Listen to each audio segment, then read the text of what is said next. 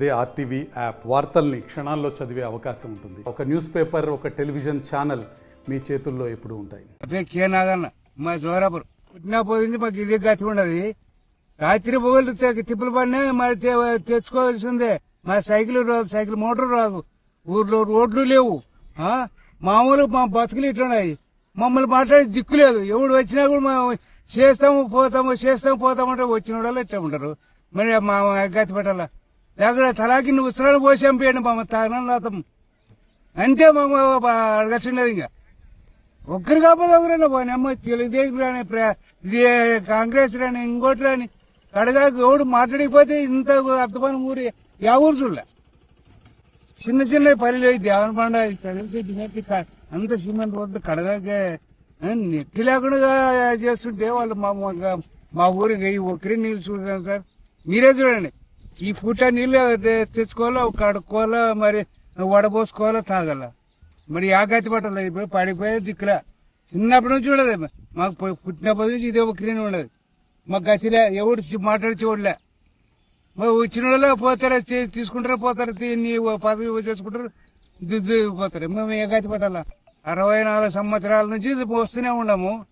మరి ఎవడు మాట్లాడి చూడలే. మమ్మల్ని మాట్లాడే దిక్కు లేదు, ఇంకోటి లేదు. అవురా దయా దాచ్యం మన ఊరు మన ఊరు లెక్క కదా. వాళ్ళ ఊరు అనేది ఎవరు పట్టించుకోకపోతే మేమేం గతి పట్టాలి? ఏ కాశ్మీర్ లోనో, ఏ శ్రీలంక బార్డర్ లోనో, ఏ ఛత్తీస్గఢ్ బార్డర్ లో లేము.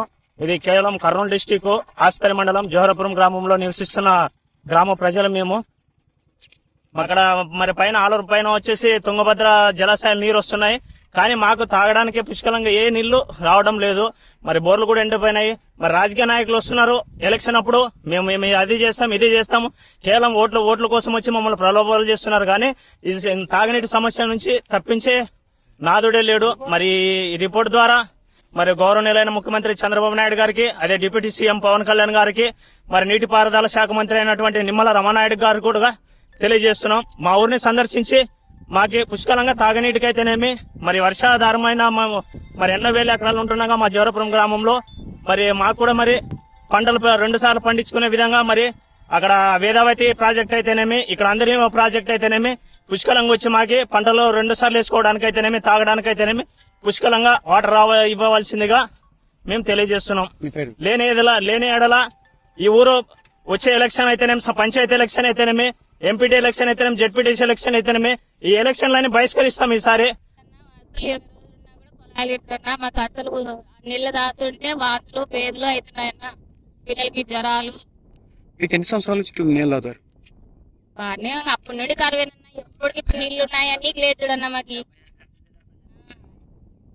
ఎప్పటికి ఇదే పరిస్థితి. మాకి నియోజకవర్గం ఆస్పరి మండలం జోహరాపురం గ్రామంలో నీళ్లు సమస్య చాలా తీవ్రంగా ఉంది.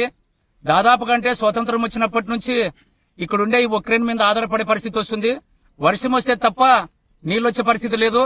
దాంతో పాటు బాపురం నుంచి కూడా జోహరాపురం వరకు కూడా పైప్ లైన్ ఉంది. అయినా స్టోరేజ్ కూడా ఏర్పాటు చేశారు. 20 రోజులకోసారి నీళ్లు వస్తున్నవి. ఆ నీళ్లు కూడా వచ్చిన నీళ్లు కూడా సరిగ్గా లేకపోవడం వలన చాలా ఇబ్బందులు పడుతున్నారు.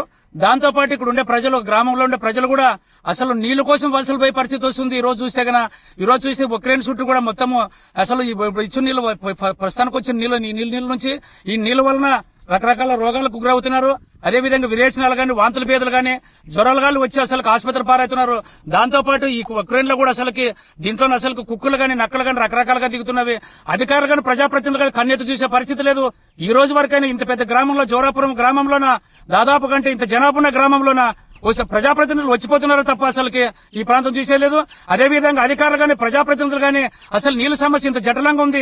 ఏ విధంగా చూడాలని బోర్లు కూడా ఎండుకున్న అసలు బోర్లు కూడా నీళ్లు పడే పరిస్థితి లేదు. ఉండేది ఒక బోర్ ఉంటే అది కూడా బంద్ అయిపోయి అసలు ఉప్పు నీళ్లు కూడా లేక, తాగేకే నీళ్లు లేకపోతే పోసుకునేదానికి ఇంటికి, బట్టలు పెట్టుకునేదానికి ఇంటికి ఇంత ఇబ్బంది జరుగుతుంది. కాబట్టి వెంటనే అధికారులు జోహరాపురం గ్రామానికి వచ్చి సందర్శించి ఇక్కడ నీళ్ల సమస్యను జటలం కాకుండా చూడాలని చెప్పని మేము సిపిఎం పార్టీ కోరుతున్నాం. అట్లా జరగని జోహరాపురం గ్రామ ప్రజలందరి చోట పెద్ద భవిష్యత్తులో ఆందోళన చేసే పరిస్థితి వస్తుందని చెప్పని ఈ ప్రభుత్వాన్ని మేము హెచ్చరిస్తున్నాం. మరిన్ని వీడియోస్ కోసం ఛానల్ ని సబ్స్క్రైబ్ చేయండి. లేటెస్ట్ అప్డేట్స్ కోసం వాట్సాప్ ఛానల్ ని ఫాలో చేయండి. అండ్ లింక్ డిస్క్రిప్షన్ లో ఉంది.